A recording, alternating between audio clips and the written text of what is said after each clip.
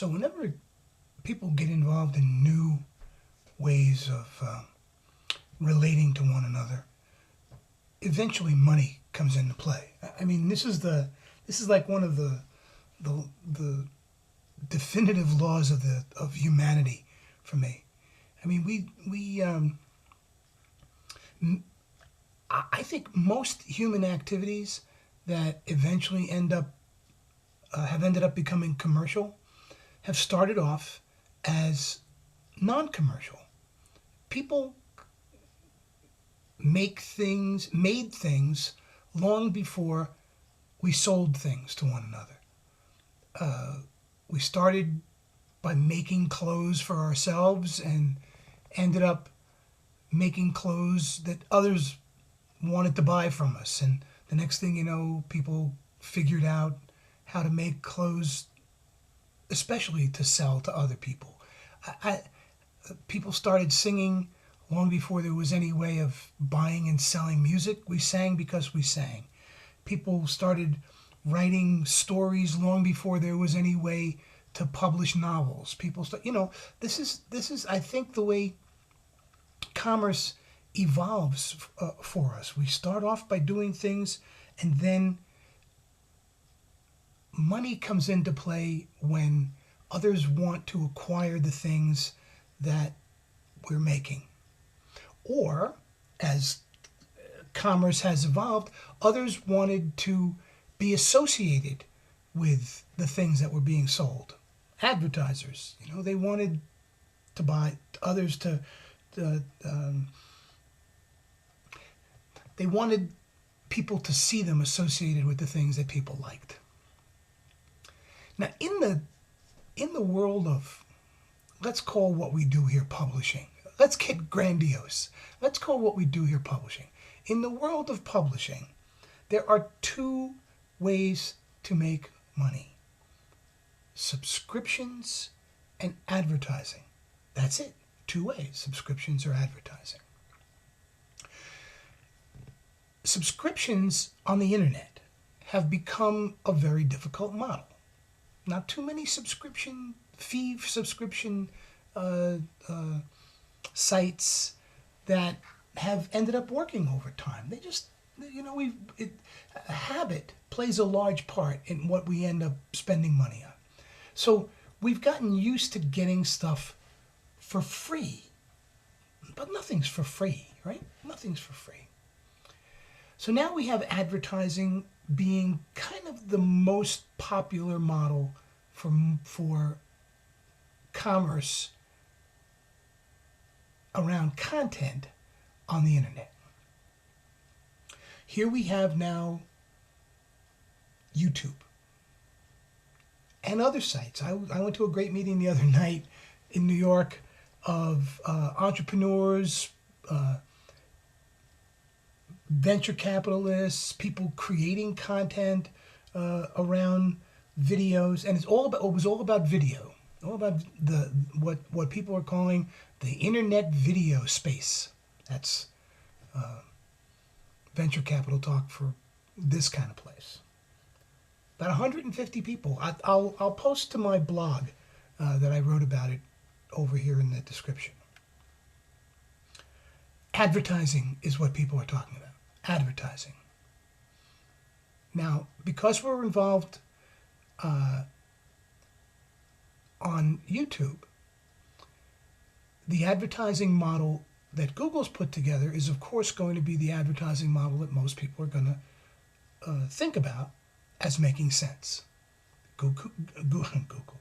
Google's advertising model, AdWords, the little words over in the side of the web pages and blogs and other things that you see and read every day on the internet, that's become a hugely successful model. Google's making an enormous amount of money using that model.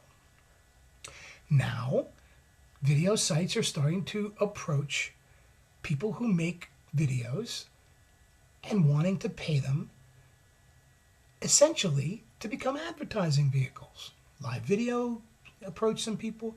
YouTube clearly approached some people. Reneto's video was very clear about that. I saw this before with blogs. What happened with blogs was that bloggers were blogging and people started becoming interested in ways to monetize, awful word, the bloggers, and started thinking about putting ads on their blogs. But they also did other things. They started to think about how to get bloggers to say nice things about things, essentially to endorse products or endorse sites and so on. And in order to incentivize, another nice word, bloggers to do so, companies started paying bloggers money to do that. This started a couple of years ago in the blogosphere, and it was called buzz marketing. You were creating buzz.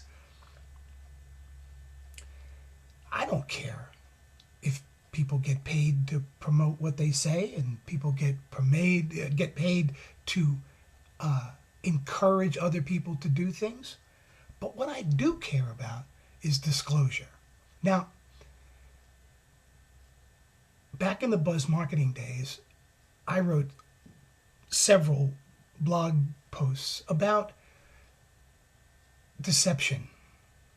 What I meant by deception in that world was, look, if somebody's paying you to promote something and you promote it without revealing that you're being paid to promote it, you are engaged in deception. You're acting as if your endorsement of whatever it is you're endorsing comes simply from your desire to let other people know that this is a good thing, when in fact you're being paid to promote that thing. Again, it doesn't matter to me if you're getting paid. Let me know that you're getting paid, because if I find out that what's happened is that you've told me, you know what's a great car? An Audi. Audi is such a terrific car. I mean, it's great in bad weather. It's quick. The instruments are terrific. I've had 5 Audis in a row. If I say that about my cars, that's what I'm saying. I'm saying I love my cars. Now, if Audi's paying me to say that about my cars, and I don't tell you that, I feel like something has been violated in our relationship. I think I've deceived you. Now, Mike, Argent 009, was taking Granetto to task for breaking his contract. I have a different tack. I would take people to task for signing such a contract. Signing a contract which says that I'm going to take money in order to promote something, but not reveal that I'm taking money to promote it, is, for me, by definition, duplicitous. Now, what I've done is to say, okay, I will take this money and I'll talk you up real good. And I, of course, won't tell people I'm getting paid. Why won't they tell people that they're getting paid for? And why don't the people who write the contracts want people to reveal that they're getting paid for promoting? Because we're suspicious of people who are being paid to say that they like something. Unlike the lack of suspicion that we have when somebody just tells you, hey, I really love my Audis, you know. Nobody's paying me a dime to tell you that. So where I come down on the money piece is, you know, as we, all of us in New York are Yiddish at some level. As we would say here in New York, mazel tov. Very good. Good luck, good fortune on you for being paid for doing something. Let us know. Do not be duplicitous, because if you tell us that you're doing something because you like doing it, and we find out that in fact you are telling us that because you're getting paid, you're not going to get trusted anymore. You're not going to get trusted. We trust people on commercials who tell us that they like things, and we know they're getting paid. So it isn't like we universally don't trust any commercial endorsement, but we put it in a different category than person-to-person, unaffected, unrewarded, unincented kinds of endorsements. So my 2 cents on that matter, and have a great weekend. Take it easy. Bye-bye.